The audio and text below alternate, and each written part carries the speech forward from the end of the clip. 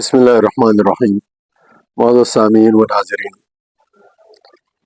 میں اکثر مضامین لکھتا ہوں فیس بک پر، تو 2 دن پہلے میں نے ایک مضمون لکھا جس میں ہم نے حوالوں کے ساتھ خوارج کے نظریات، خوارج کے افکار اور امت پر مرتب ہونے والے آثار کا ذکر کیا، اور یقیناً ہم نے اس اخلاص اور للہیت کے ساتھ کیا تھا کہ امت میں جو اس وقت جہاد کے حوالے سے، مدارس کے حوالے سے، دیندار طبقے کے حوالے سے جو ابہام پایا جاتا ہے اور جو تشویش پائی جاتی ہے، وہ تشویش دور ہو۔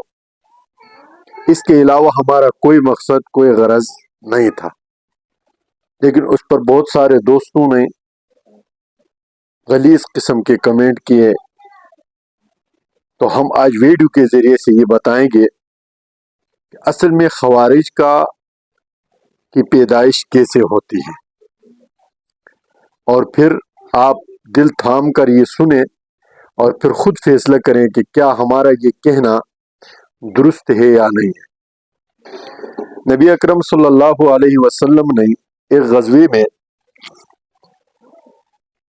مال غنیمت تقسیم کی، تو ذی الخویصر نامی ایک بدبخت نے نبی کریم صلی اللہ علیہ وسلم کے اس تقسیم کو غیر منصفانہ قرار دیا۔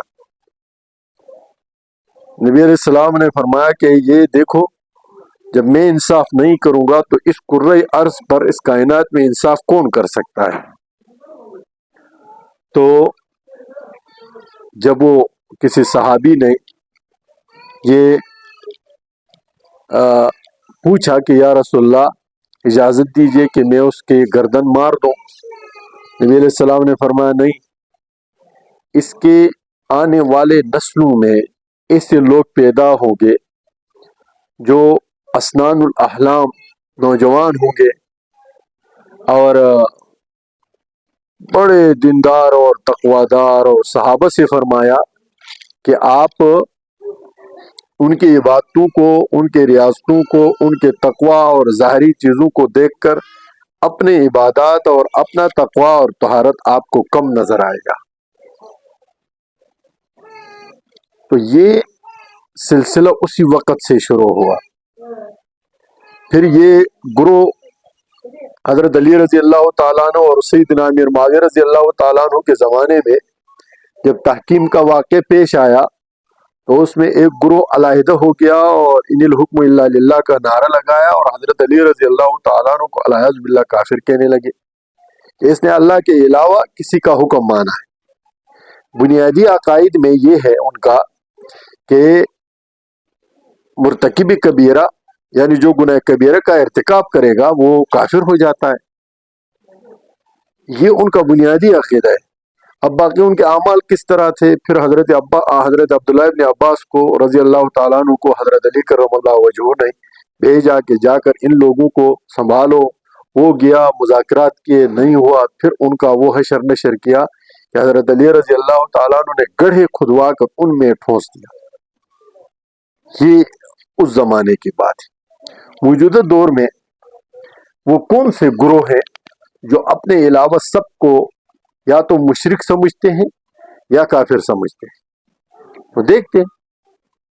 تو اشاعت التوحید و سنہ، یہ جس کو عام طور پر پنجپیری کہا جاتا ہے، باقی فروعی اختلاف اپنے جگہ پر، ان میں بات نہیں کرتا، لیکن ان کے جھنڈے کی کیفیت یہ تھی کہ انہوں نے سارے کالا جھنڈا اور درمیان میں سفید دھبا، وہ یہ سمجھتے تھے کہ صرف اشاعت التوحید و سنت والے مسلمان ہیں، باقی سارے دنیا میں شرک اور کفر پھیلا ہوا ہے۔ اور اب اسی کمنٹ سیکشن میں آ کر کتنے لوگوں نے علماء دیوبند کو، بریلویوں علماء کو، سب کو غلیظ ترین گالیاں نکالی ہے اور کافر قرار دیا ہے۔ وہ بات بات پر مشرک، کافر، اس کے علاوہ ان کا کوئی تکیہ کلام نہیں۔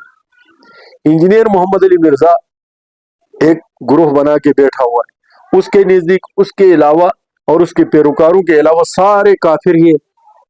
کیونکہ اپنا کلمہ پڑھانے والا اور ان کی پیروی کرنے والا قادیانی تو ہو سکتا ہے لیکن مسلمان تو نہیں ہو سکتا. اب اس سے بھی آگے بڑھے تو یہ مولانا عبدالعزیز صاحب لال مسجد کا وہ بیٹھا ہوا ہے اسلام آباد میں، سب کو وہ یعنی اس کے اعتقاد میں اس کے علاوہ سارے کافر ہو چکے ہیں، چاہے وہ پولیس محکمہ ہے، فوجی محکمہ ہے، فوج ہے، پولیس ہے، جمہوریت والے ہیں، جمہوری علماء ہیں، سیاستدان ہیں، سارے. یہ تو دیوبندی مکتب فکر میں یہ. اب بریلوی میں جائیں تو بہت سارے جو دیوبندیوں کو کافر سمجھتے ہیں، دیوبندیوں کے بہت سارے، یہ جیسا کہ میں نے آپ کو شمار کیا، یہ شاید توحید و سنت والے یہ بریلویوں کو مشرک سمجھتے ہیں. اب آپ مجھے بتائیں کہ یہ شدت کہاں سے آتی ہے؟ آپ کسی دیہاتی خالص قسم کے آدمی سے پوچھے کہ بریلوی کیا ہے، وہ جانے گا نہیں. یا دیوبندی سے پوچھو کہ کیا ہوتا ہے بریلوی اور دیوبندی، تو پتہ چلا کہ یہ علمی حلقوں میں اس چیز کا چرچا زیادہ ہے. اب یہ جو بندہ گالیوں پہ اتر آیا وہ تو کہتا ہے کہ حیاتی اور مماتی اور پتہ نہیں کیا کیا، الیاس گومن صاحب اور اس طرح کے لوگوں کو بھی شامل کیا. تو ہر وہ تنظیم میرے نزدیک، ہر وہ ادارہ جو فروعی مسائل کو اتنے شدت کے ساتھ بیان کرے کہ جس سے بات تکفیر تک پہنچ جائے اور کفر تک پہنچ جائے، شرک تک پہنچ جائے، تو یقیناً وہ خارجی نظریات رکھتا ہے، کیونکہ خارجی بھی یہیں تھے. اب آپ مجھے بتائیں کہ اس مضمون میں اور میری اس ویڈیو میں کیا غلطی ہے؟ اگر کوئی بندہ علماء دیوبند کو مشرک سمجھتا ہو یا علماء بریلیت کو مشرک سمجھتا ہو یا جو بھی، یعنی عملی